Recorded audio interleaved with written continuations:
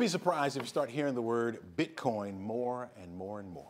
Yeah, the world's largest Bitcoin exchange by trading volume just announced it is launching in the U.S. It is called BitFlyer. It's based in Tokyo, and it is now the fourth digital currency exchange to receive a Bit license to operate in New York and 40 other states, including Georgia. A Bit license allows virtual currency business to take place. But what exactly is a Bitcoin? Jennifer Leslie joins us now. You have the answers on this for us. Yeah, this is confusing. Fill us in. Yes. Okay. So we're going to try to give you the lowdown. It is a cryptocurrency, and it's getting a lot of attention right now because the value is soaring. You can buy it and spend it just like cash all over the world with a click of a button. It does not use governments or banks. It is decentralized. That means no bank fees.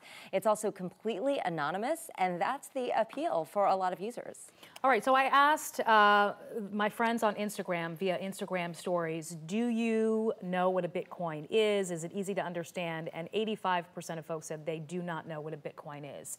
So it continues to evolve, and you know, I feel like a few years ago I watched a documentary on Bitcoin, could understand it, but it's evolving and it's getting more and more expensive. And I think people are having a hard time wrapping their mind around the value of a Bitcoin. Yeah, I'm not surprised by that 85%. I mean, I think a lot of people are confused, but it is becoming more mainstream now. Listen to this. I did some searching this morning and found that you can use Bitcoin on retail websites like Overstock.com. Some Subway sandwich and Burger King locations across the country now take Bitcoin.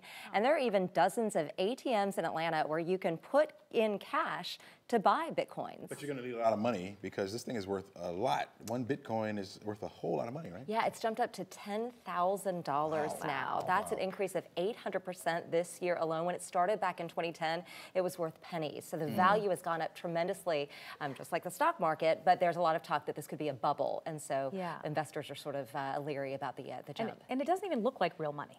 You know, no. It looks like when you're going to the arcade or something. Arcade, yes. Well, it's not real money. Those are just, I think those are collectibles. I mean, you don't actually exchange anything physical. It's all in the World Wide Web. Okay. It's digital currency. So those are good visuals for us, but they do look like Chuck E. Cheese coins. Yeah. But, they do. I said that earlier. The real money is digital.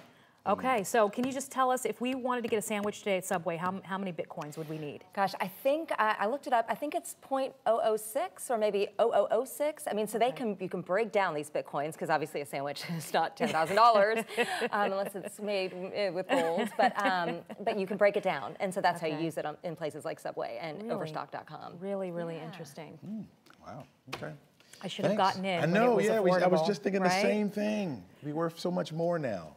You know, when it was pennies. Watch the markets. When it looked like pennies, it looked like pennies. Now it's worth more than that.